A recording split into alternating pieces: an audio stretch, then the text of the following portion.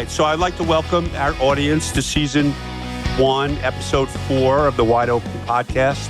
My name is Bruce Huberman, and my co-host is Paul Asiante. Our executive producer and sound engineer is James Spavelko. It really gives me a true honor to introduce Dr. Joanne Berger-Sweeney to our audience. After doing my research, I'm awestruck by her accomplishments, from her early years to her pathway to the presidency of Trinity College. She has mastered every level of science and academia. So without any further introduction, and not to waste any precious airtime, I will turn this over to Paul, who has the real connection to Dr. Berger-Sweeney. It's all you, Paul.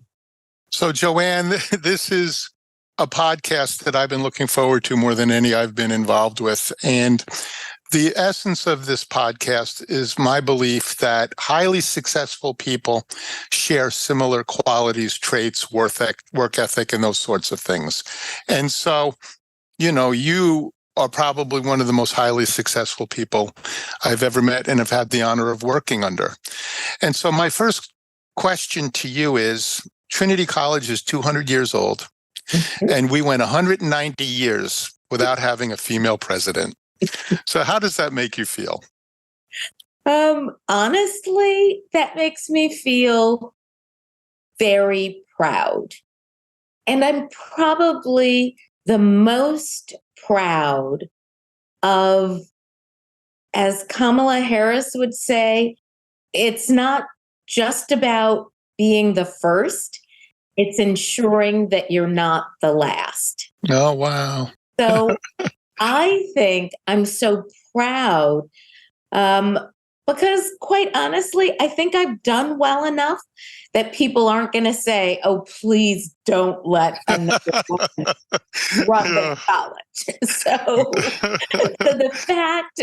perhaps my pride comes from the fact that with the support of a whole lot of people, I don't think I will be the last woman president of Trinity College. Yeah, it's, your background, your parents, I would assume, had a very big influence on you from early on. I mean, it appears that, you probably in high school, you were very, very interested in science and biology. So did they play a big role in sort of guiding you, or was it something that was just within yourself that you said, oh, I really enjoy this and I want to pursue this? How did that come about? My goodness, absolutely. I am a product of my parents without doubt. And anyone who's heard me speak or, either formally or the kinds of speeches that I write for the students recognize that my family, and particularly my parents, had a very, very big influence on me. What I like to say is, I'll start with talking about my mother. My mother would wake me up every morning and whisper in my ear and say, you can be anything you want to be. Wow. She thought alarm clocks were much too harsh for her precious daughter. So I am not kidding. She would come and I would be, gently the first time, a little less gently the second, third, and fourth time. But she would wake me up. But I literally remember her whispering in my ear, you can be anything you want to be. And when you are told that for 16 years before you go off to college, that makes a real imprint on you. And, and you just feel like, you've got some knocks, some things don't happen perfectly in your life, but that little voice in the back of your head is constantly reminding you, you're going to get through this because you can be anything you want to be and do what you want to do. So my mother was steady and secure and loving and incredibly intelligent. She was the executive director of the Los Angeles Girl Scout Council. And she was the first Black woman to be an executive director in a major metropolitan area. So, she was pretty progressive for those days. So I had an incredible, I had incredible support from my mother. Now, my father, I love to describe as he was brilliant, he was unconventional, and he was willing to try new things. So the story I like to share about my father that I learned while I was growing up was my father went to law school at Howard University in the early 1950s. And our family legend is that the day that he finished law school, he left Washington, D.C.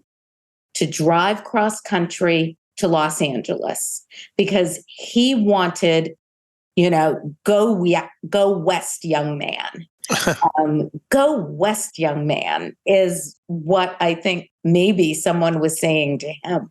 So even though my mother, with two young toddlers at the time, came later cross country, they say my father was like, law school's done. I am going west. And he thought California was the land of dreams.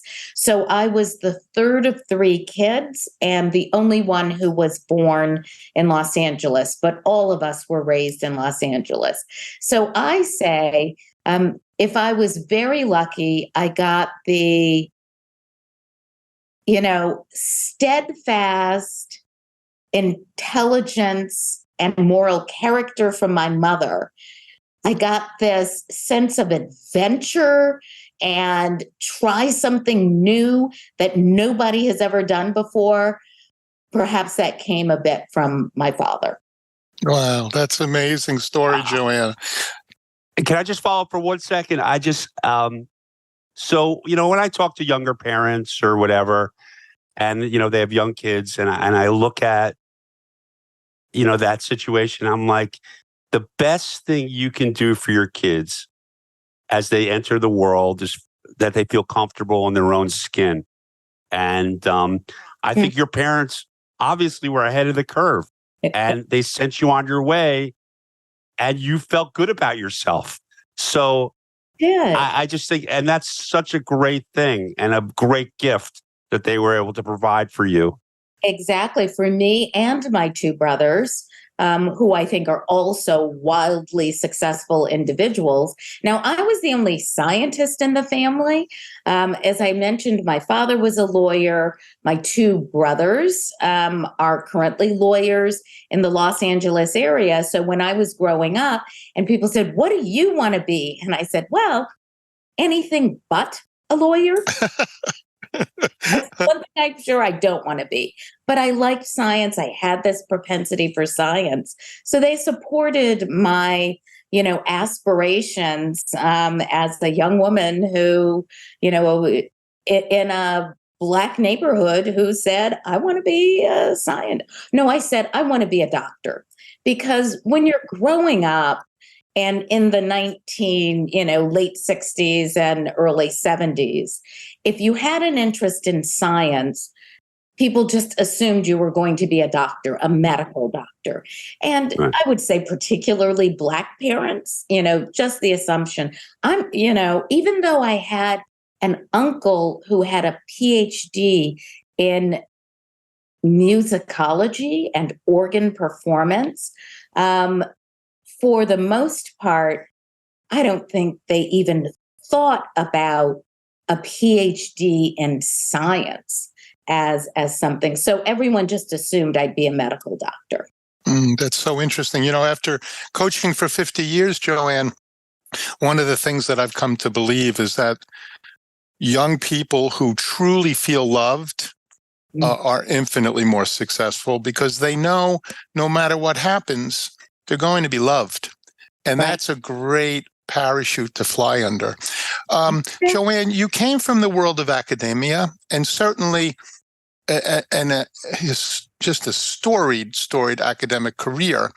And obviously, as you moved up the ranks of academia, you were in more and more leadership positions, but you moved to the presidency, Trinity College. And I wonder if perhaps we both shared a bit of the imposter syndrome, because I know when I first started off in jobs that I had never done before, there were many sleepless nights.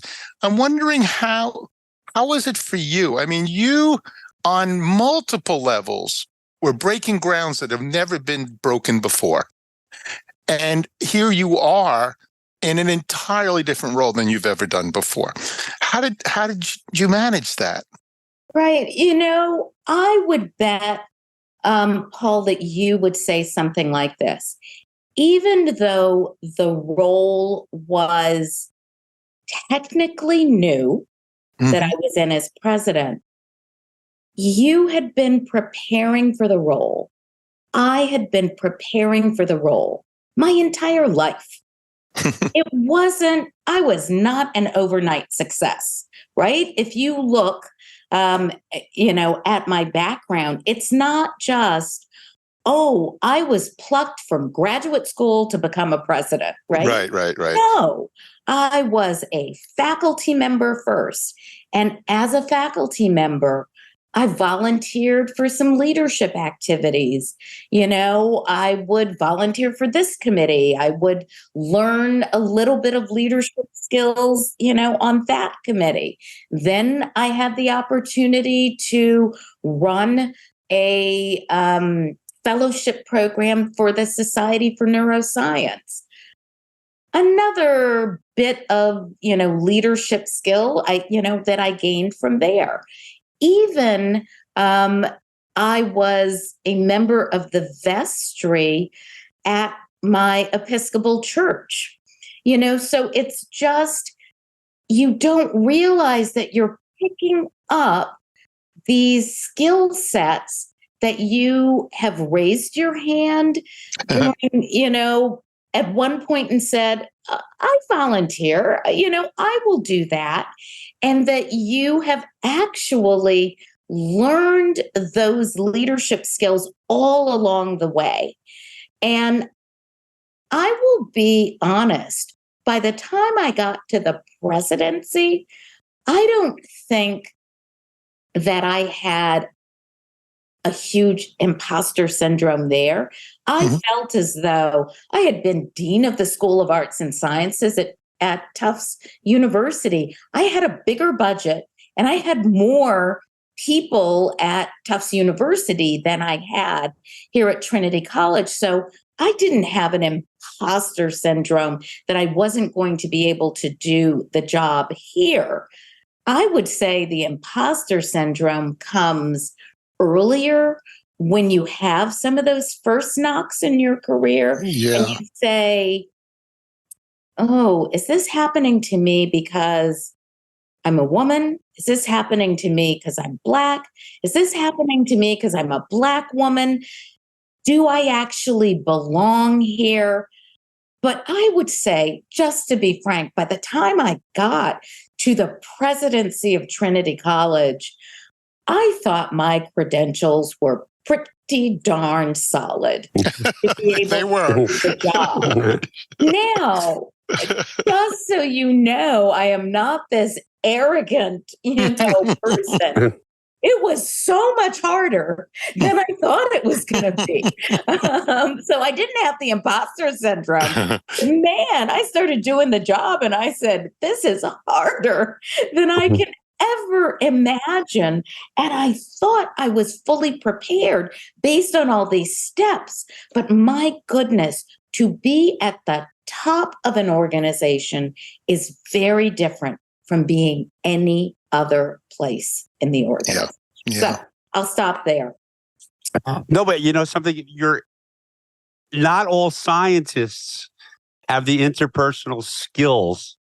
And I think, that makes you very special that you had, as a scientist, plus the ability to be a great communicator, which that's what you have to be to have success running an organization. And you're running Trinity College, and it's just so commendable from my viewpoint that I marvel at that. So can I share with you a couple of things that I think are very important to share about kind of my skills or my ability to communicate with other people. One, remember I said I came from a family of lawyers. Everything at our dinner table was a debate. Everything. How orange is the carrot? Could be a debate in our household. So I do think I grew up, with the ability to speak and communicate because, I was in this family of people who placed a lot of value on education and a lot of value on communicating well. So I think that was part of it. But another part of it was having the opportunity to go to a liberal arts college. I went to Wellesley College as an undergraduate. So I went from, the West Coast and flew to Massachusetts for the first time in my life, stepped off the plane and got in a car with my brother to go to Wellesley College. That was my first trip to Massachusetts ever. But a liberal arts college, you get a background where you learn to analyze, but it's so important to learn how to communicate and not just one style of communication. But I think what you learn as part of a liberal arts education is how to target your communication to the audience.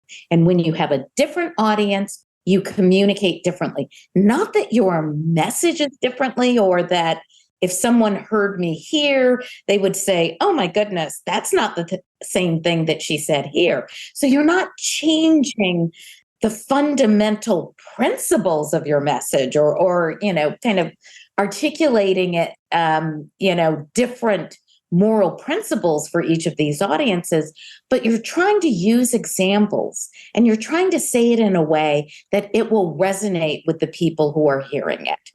And I have, once again, I will just tell you, seen that with Coach Asiante. I saw him talking to his players. I would watch him communicating with the players on the court. And sometimes I could overhear and sometimes I couldn't, but you could almost tell what was being said by the facial expressions, by how it was being received. I thought, based on that, I knew Coach Paul Asiante. I then went and heard him give a motivational speech to a very different kind of audience. I'd never heard that side of Paul Asiante before, but the message, it wasn't fundamentally different about, understanding your own power. And, the message was similar, but how it was delivered, the examples that were used, completely different. And that to me is what communication is really about. Well, you humble me, Joanne, but thank you for that. Joanne, I've worked for 9 presidents at Trinity College. And it's incredible, right? I cannot believe that. That just, let's take that in. I know. And yet you're just different. And one of the things that I find, and perhaps you could disagree or agree with this as an incredibly important quality to have for successful human beings, you have this ability to take in voluminous amounts of information and whittle it down to 2 or 3 important messages. And then you have this ability to communicate those messages in ways that inspire the mind and touch the heart. Is this an important quality in your mind for leaders? Absolutely, yes. And especially leaders in academia.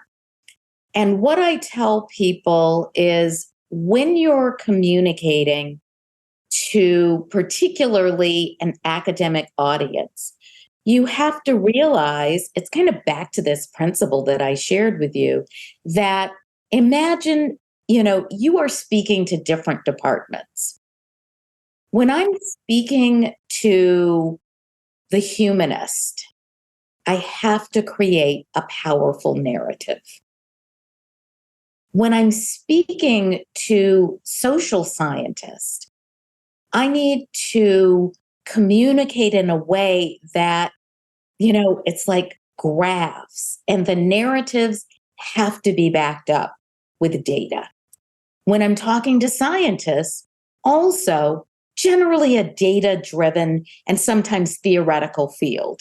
So I had to learn to be successful that I was going to have to figure out how to communicate using different kinds of methods. And so I think that on one hand, I kind of learned and developed that skill set as I progressed through my administrative career.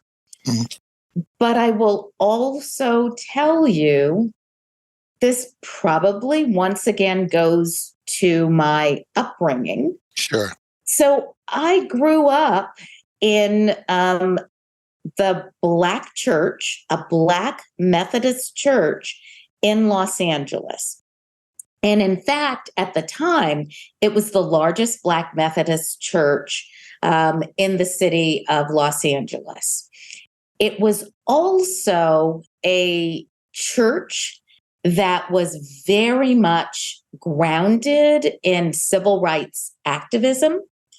And the people that would come to our church were a veritable who's list. Martin Luther King came several times to our church while I was growing up.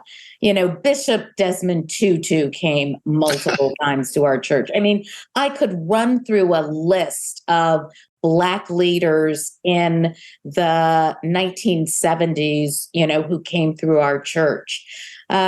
Reverend James Lawson, who many people know as a civil rights activist, was the pastor of our church. So I grew up hearing some of the best orators of the century as I was growing up, and maybe just a little tiny bit rubbed off. A little bit.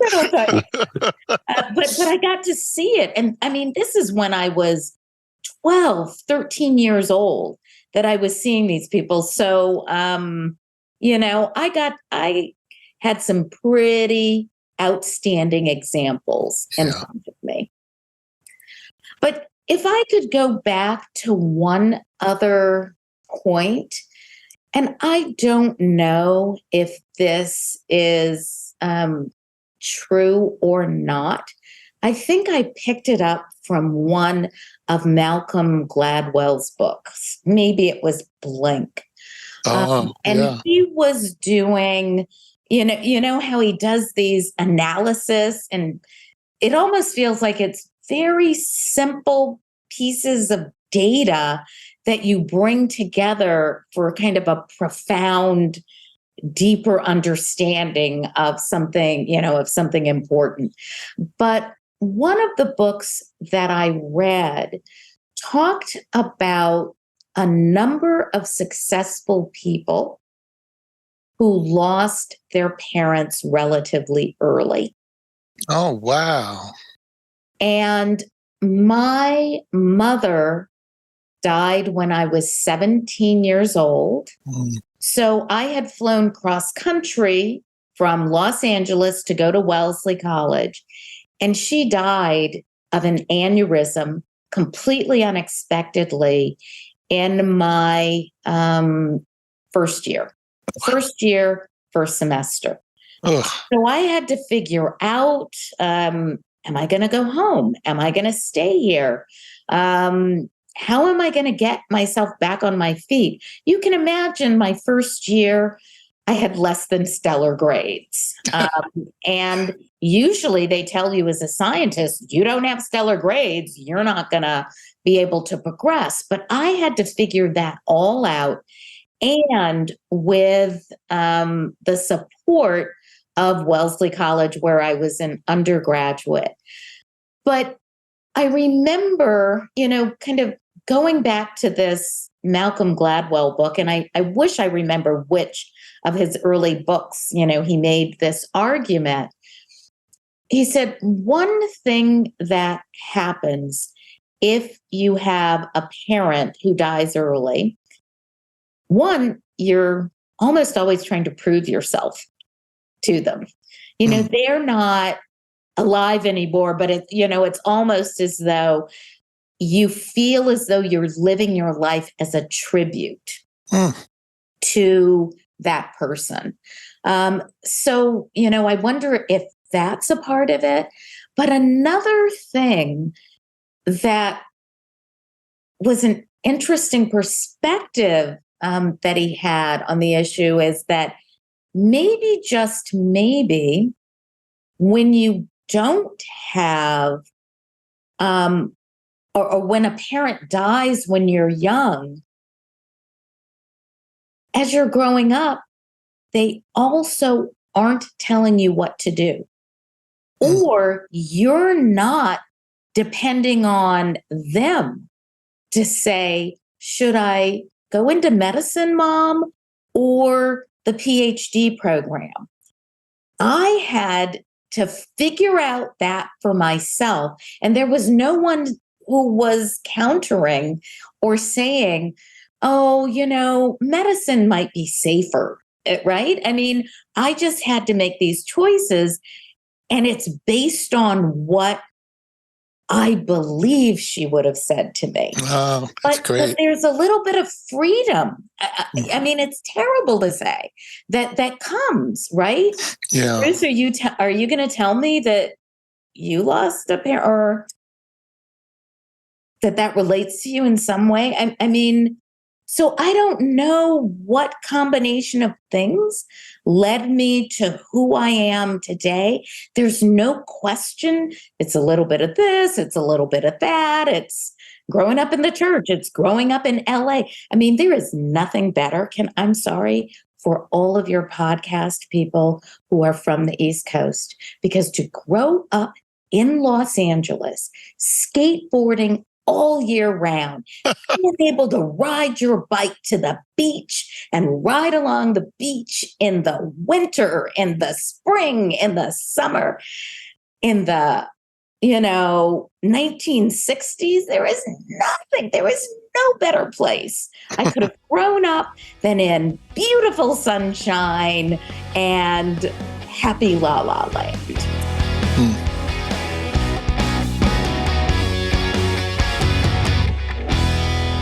This episode of the Wide Open Podcast is sponsored by Maurice Garment Care. Established in 1961, Maurice has set the standard for full-service dry cleaning, home, interior, and wardrobe restoration. Their reputation for wedding gown restoration is second to none. They have pickup and delivery service throughout New York City, Brooklyn, Long Island, including the Hamptons. They also have a shipping service that will send garments throughout the United States. They can be found at www.maurice.newyorkcity. That's Maurice, Meurice, and can be reached at 718-328-0313.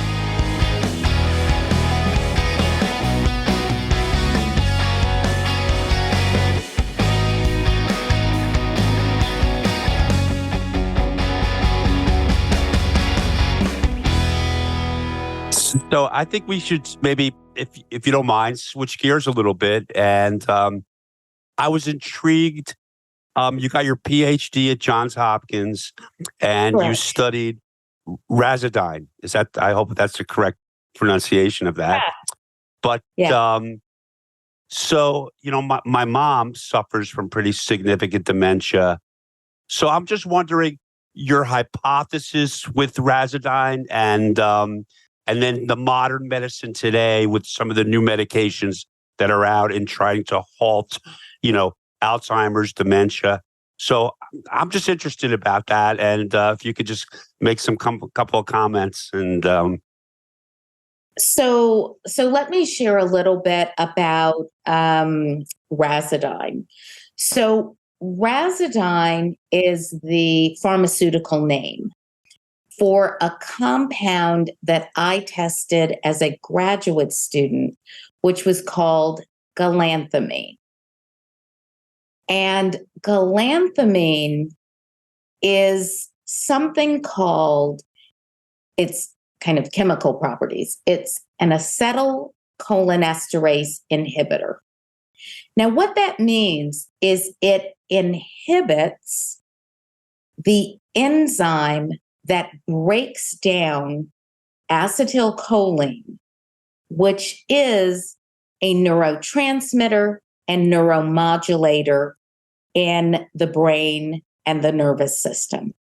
So in essence, if you have something, a chemical, a pharmaceutical that blocks the breakdown, it means that any acetylcholine that is produced sticks around longer in the system because it's not broken down.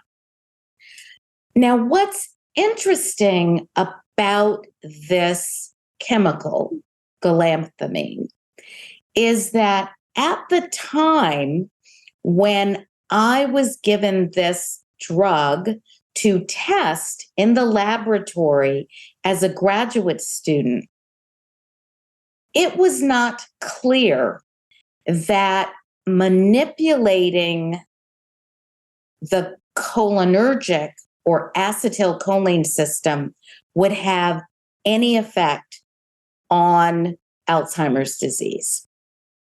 We thought in the laboratory where I was a graduate student, my thesis advisor had done some work that suggested that, this acetylcholine system has something to do with Alzheimer's disease. But it was clear that it was unlikely to cure the disease. But these cholinergic drugs, or these drugs that manipulated acetylcholine, what we now realize is that for a number of patients with dementia, it can delay the onset of the symptoms or make them milder for longer. And so a number of people around that time were saying, why are you doing that? It doesn't cure the disease. But we believed making people better for longer was a good thing to do. And so I was particularly interested in testing this drug as a graduate student because I had always been interested in the interface between basic science and what people call more translational or clinical science. And I just I had this fundamental question: will it work, and will it make the animal models in which I'm working a little bit better? And so I just gave a talk at the Society for Neuroscience 2 weeks ago it was the History of Neuroscience lecture. And the Society for Neuroscience has probably 35 to 40,000 members. So I had to actually go back and think about what we were doing at the time. Why did we do it? We had some evidence that the cholinergic system might have something to do with Alzheimer's disease. But imagine you're a graduate student, you get this white powder, from the person who actually had the patent for the drug. And it's like, well, test it. You first have to have a model in which to test it. And we were working on that. And then it's like, how do I dissolve this white powder? It wasn't cocaine, but how do you dissolve it? What dose do you use? Do you have a good model? All of these things, I just had to kind of figure out, and was working with my advisor, with the person who had the patent. And we did these early proof of concept experiments that showed in our animal model, this drug at particular doses improved the cognitive performance of these animals. And, I think I published 3 or 4 papers in and after graduate school about that. And then I went on and I was doing other things in my postdoctoral fellowship, and then in my early days at Wellesley, back as a professor now. And I found that the drug had actually made it all the way through the pharmaceutical gauntlet and became, I think in the mid 2000s, the second most widely prescribed Alzheimer's drug in the world. That's nuts. It's nuts. It's crazy nuts. Yes. It's crazy nuts. I was sitting there with this white powder, like, how do I dissolve it? How do I give it? And how do you give it to the animal? Can you inject it, and now I'm getting more, too technical, but, just had no idea. Do you have to give it orally? Can you give it in the bloodstream? I mean, if you're a scientist, do I have to give it directly into the brain? We're just trying it. And so then I found out, mostly because someone was trying to sue for the patent of the drug and brought me into it to try and help their patent case against the person that I had worked with who had the patent. They were trying to say that the invention was obvious, and the invention was anything but obvious at the time. And in fact, we had a paper rejected from one of the major science journals saying, this does not support the plaques and tangles theory of Alzheimer's disease. So we're not even going to publish your paper, even if you have some positive results. So, then 20 years later, someone coming and saying it was obvious that, this was going to work. Well, now it's obvious 30 years later, 7,000 publications later, that these kinds of cholinergic drugs, in the majority of cases, improve people who have mild to moderate Alzheimer's disease. Not all of the cases, we understand that. But now I've got about 7,000 publications that support the work that, I, along with other people, were doing around that time. That, okay, even if we're not going to cure the disease, how many millions, hundreds of millions of people got a little lucidity for a little longer? Maybe they were able to wrap up their affairs, right? Their financial affairs. Maybe they were able to see a child get married or have their own child. So you cannot tell me that my work didn't have a significant impact for a lot of people. And Joanne, it continues to today, but in a different way.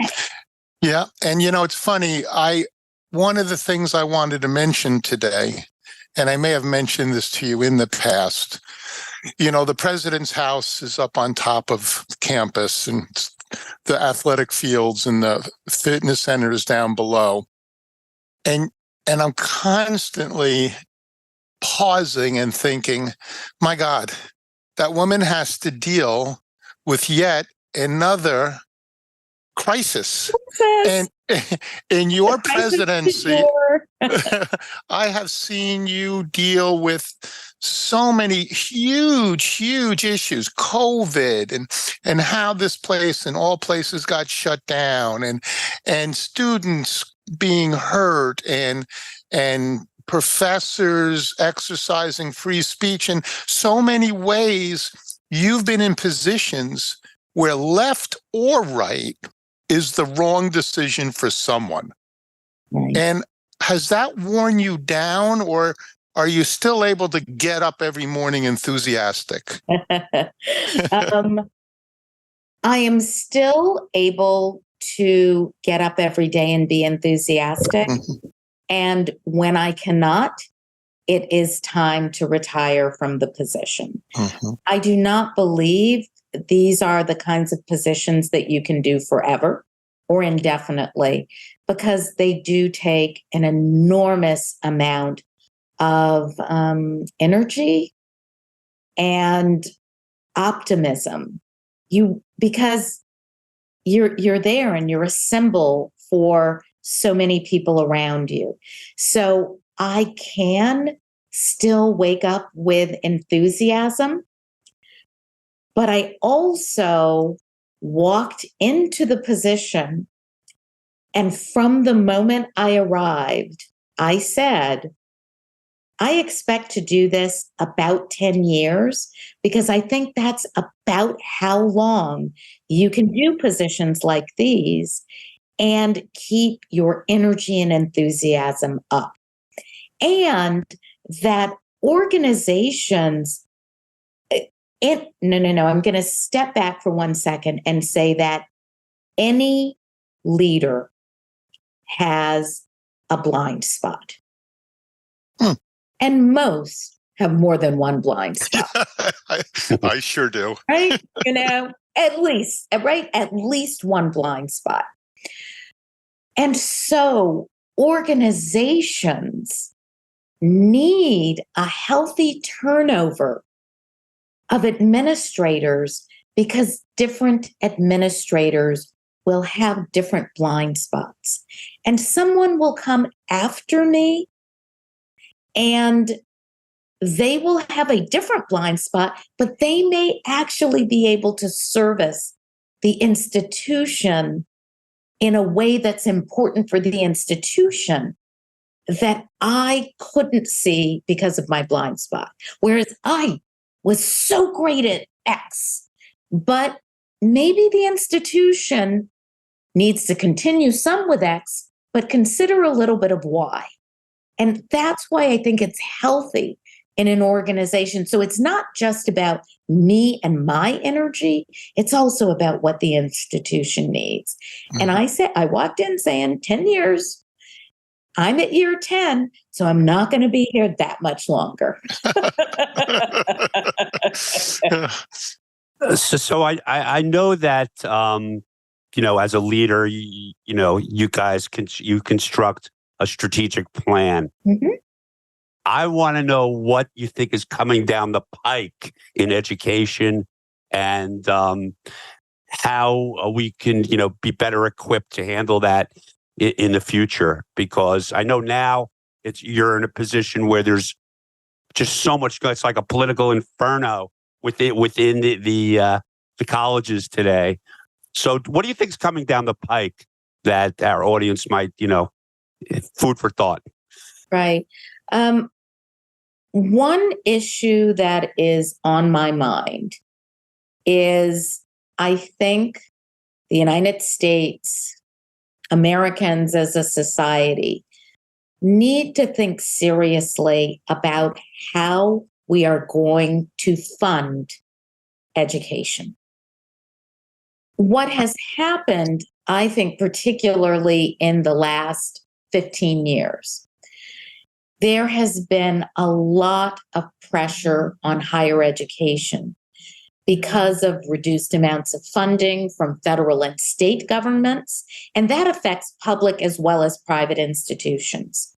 And what happens when institutions are continually squeezed economically is that we don't have the opportunity to do all of the things that we want to do to make education the best that it can be.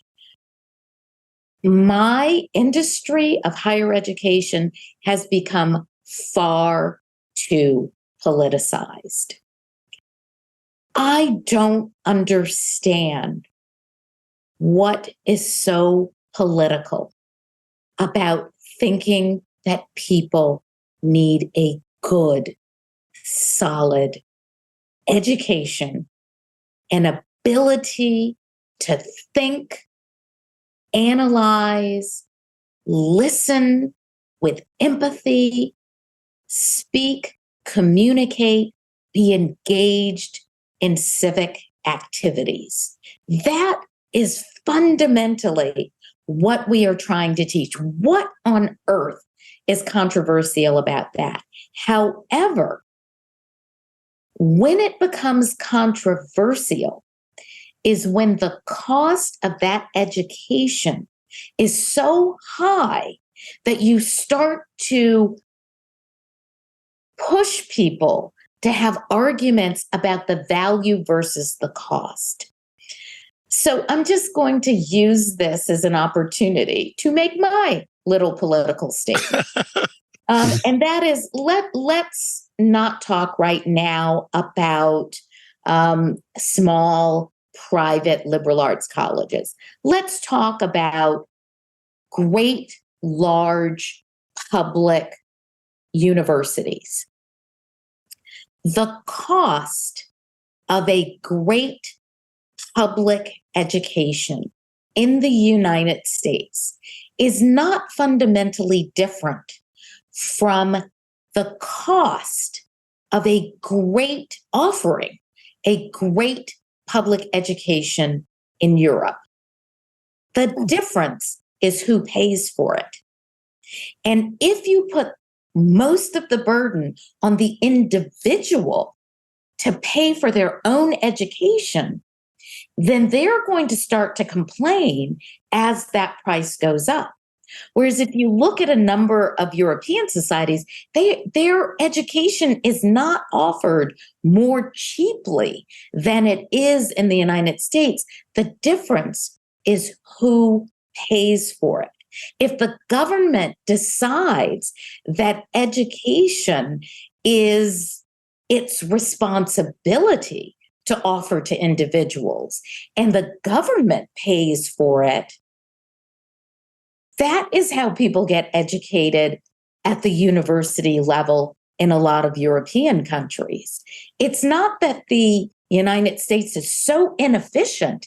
It's that we put the cost back on the individuals to get the education as if the education is solely for the person being educated as opposed to a public good for everyone.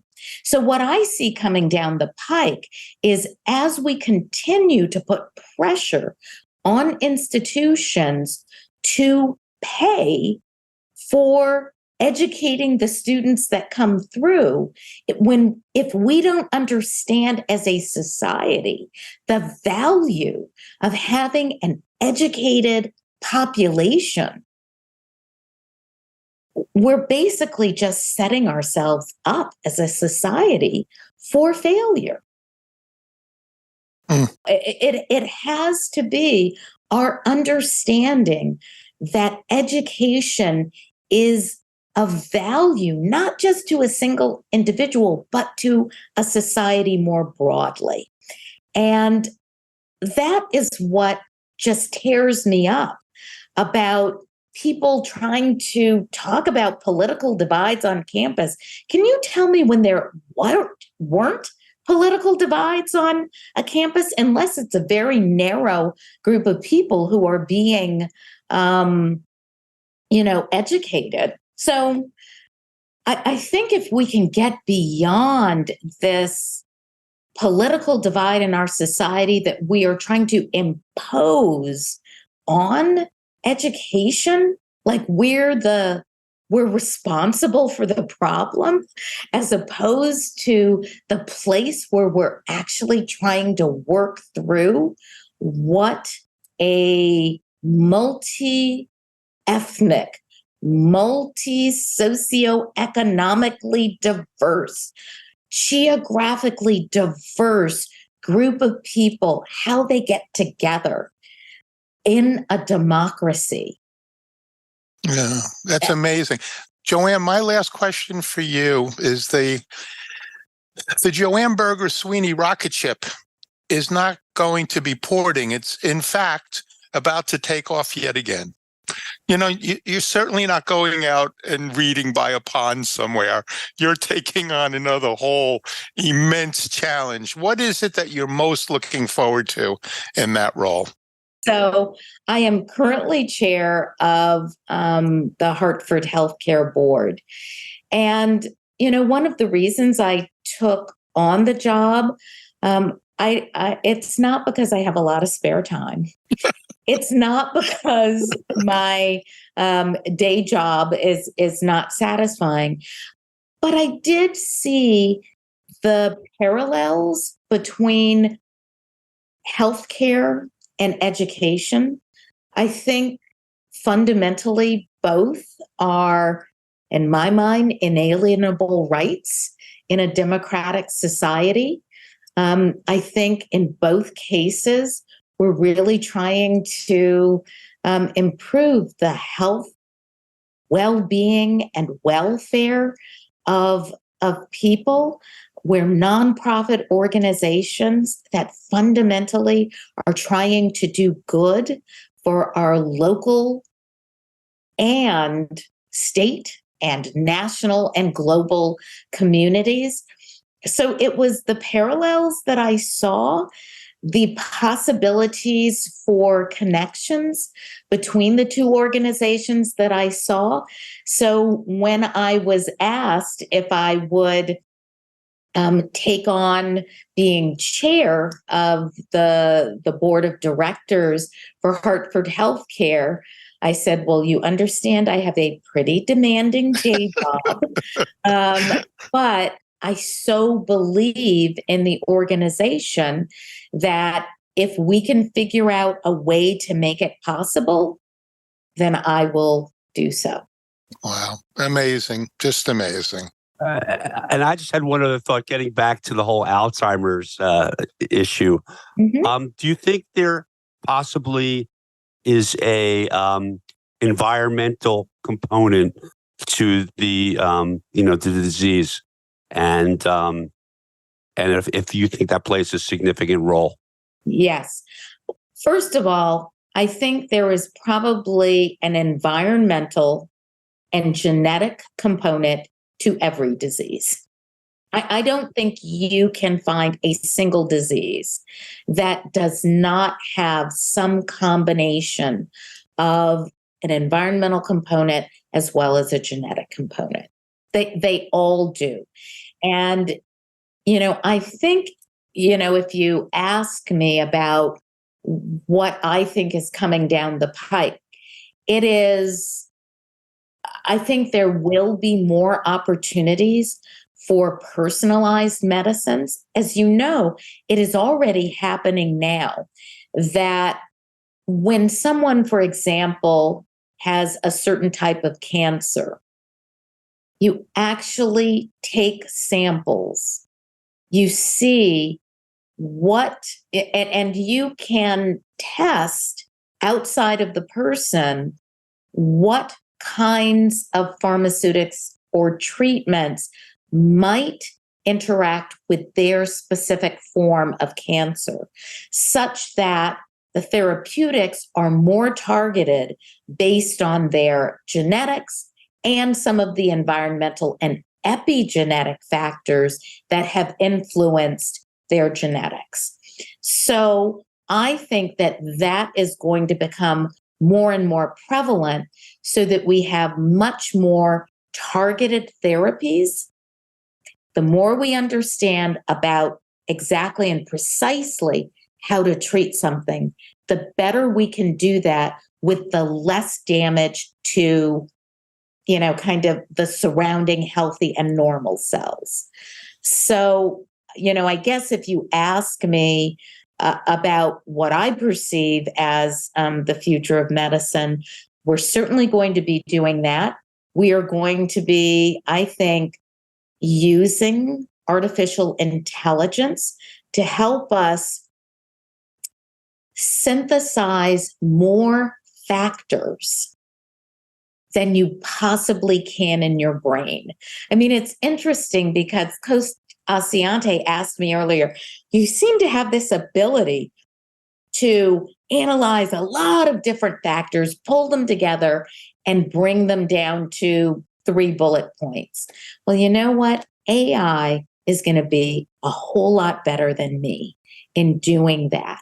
And if we can use that to our advantage in medicine, we are going to be able to do a lot better in not just treating sick people, but figuring out what keeps people healthy. Because the ultimate goal is to not get sick. Yeah, right. To treat people once they get sick. But that's my public health degree. Yeah. Which we didn't talk about. We talked about my neuroscience, but that public health degree says prevent the illness before it happens. So, Joanne, the goal in this podcast was to have a few takeaways for our audience to listen to. And you've given us dozens and dozens, and I'm not surprised. But I want to thank you, and we really appreciate your taking time out of a week that was about as upside down as it could possibly be. And I wanted to thank you for that. Absolutely. You are very welcome. But it's easy to do something like this for someone that I admire so deeply. Thank you. Is Coach Asiante. Thank you. You. You were amazing, and I'm like inspired to just get out and do some good things. After listening to the way you approach life and you approach your job, and I learned a lot. So thank you so much. Thank you, Joanne. Thank you. Everybody have a good weekend. Have a calm weekend. I'll try. Bye-bye. Okay. All right. Thank you again. Bye-bye.